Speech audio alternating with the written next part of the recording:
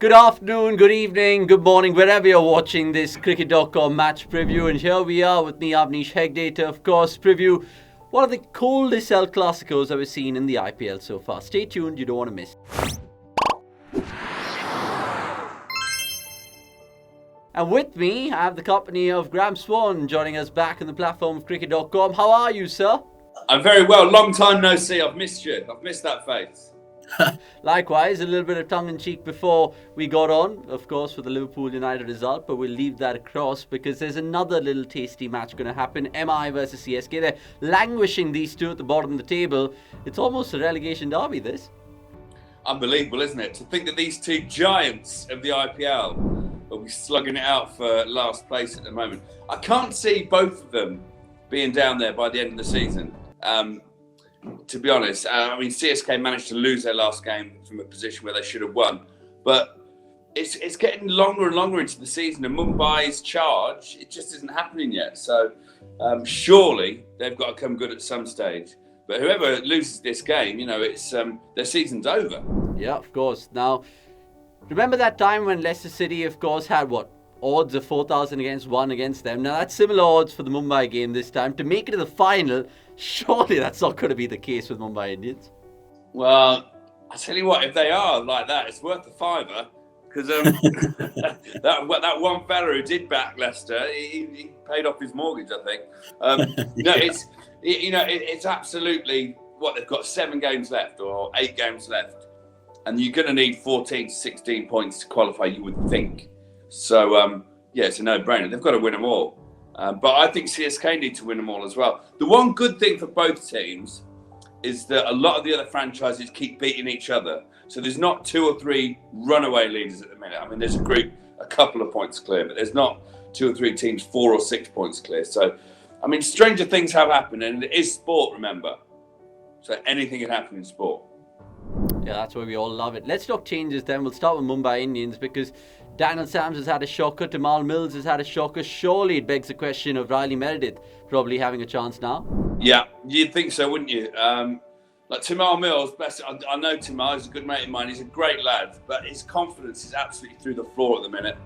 And the last game at the Brabham Stadium, he just looked like by the end he was shot. So I think he needs a game or 2 on the sidelines to regain his confidence.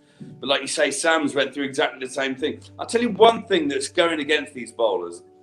Playing at that Brabham Stadium and playing at Pune, they're unbelievable places to bat. I mean, there's small boundaries, they're incredible wickets, and they've got a little bit of pace and carry. So the quicker bowlers, that will sound strange because you think slightly quicker wickets would suit the quicker bowlers better. But strangely, the batsmen just use the extra pace and smash it for 4 and 6, and the outfield is so quick. Almost what they need is a wicket that just holds up a little bit, so it's not easy to hit through the line. And then their extra pace through the air, coupled by the slower bounce off the pitch, makes it very hard for batsmen. But they're not getting that. Every time Mumbai, especially, play anywhere, the wicket is just an absolute road.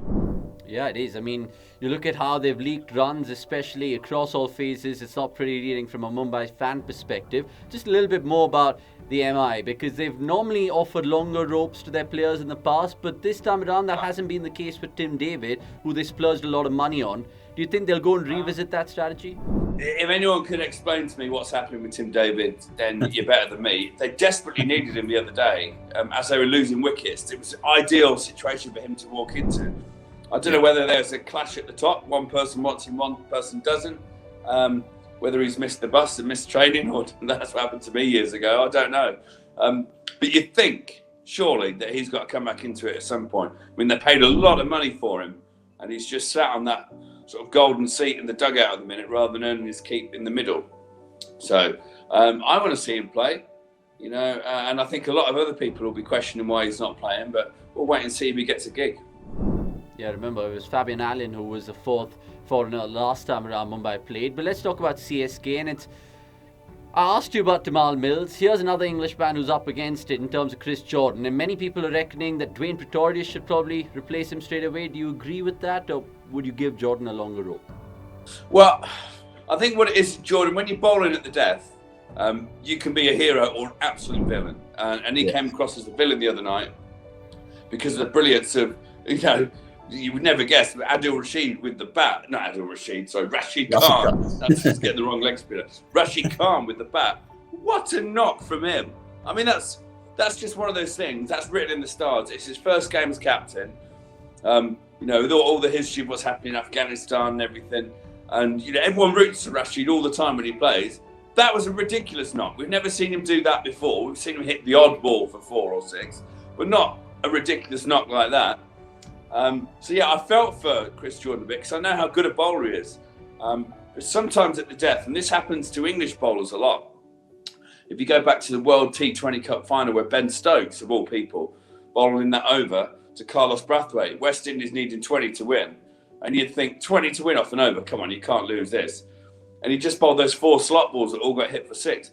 You know you don't want to bowl a slot ball, and if you go away and think about it, you'd probably come up with 4 or 5 different options: slower ball bouncer, wide Yorker, a quick full toss, things like that.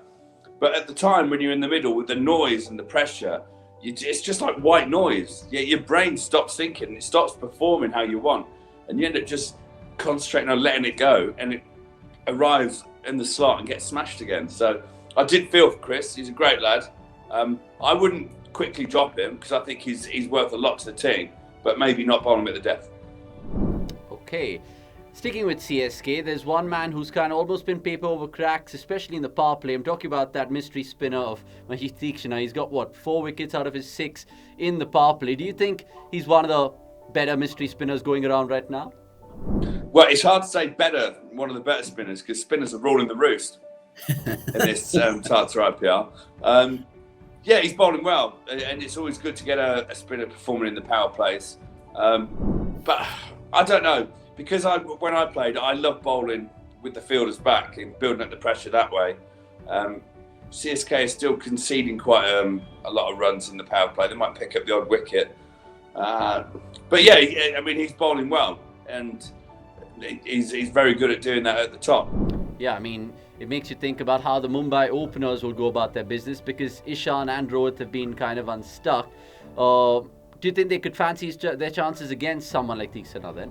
Well, yeah, fancying your chances is one thing. I'll tell you one thing that will work in their favour is just back with absolute freedom, knowing that they have to win. They have to do well.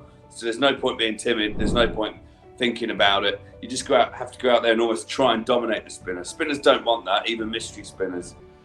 So maybe that could work in their favour.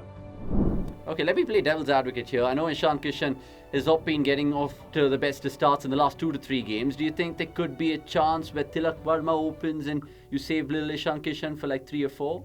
No, I don't think so. I like Kishan and Sharma opening. I just, of all the teams, they're one team who've not really got a partnership going this year.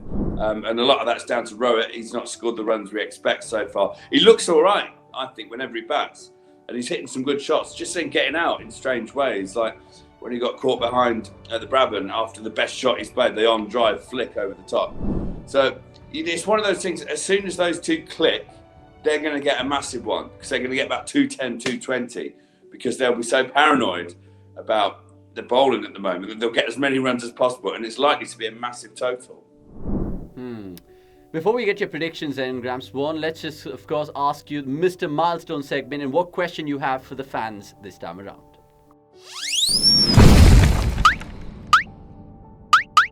Right, the Mr. Milestone question. Who needs 2 more catches to reach 100 catches in the IPL? So let us know in the comments below, and you guys can stand a chance to win a cricket.com hamper. Maybe Graeme Swann can win it if he can tell us the answer, but I won't put him on the spot. But speaking of putting him on the spot, predictions, MI or CSK? Because look, they call this the el-clasico. It's a relegation derby, like I said. Who are you siding in this one, MI or CSK? In the classic 4-pointer.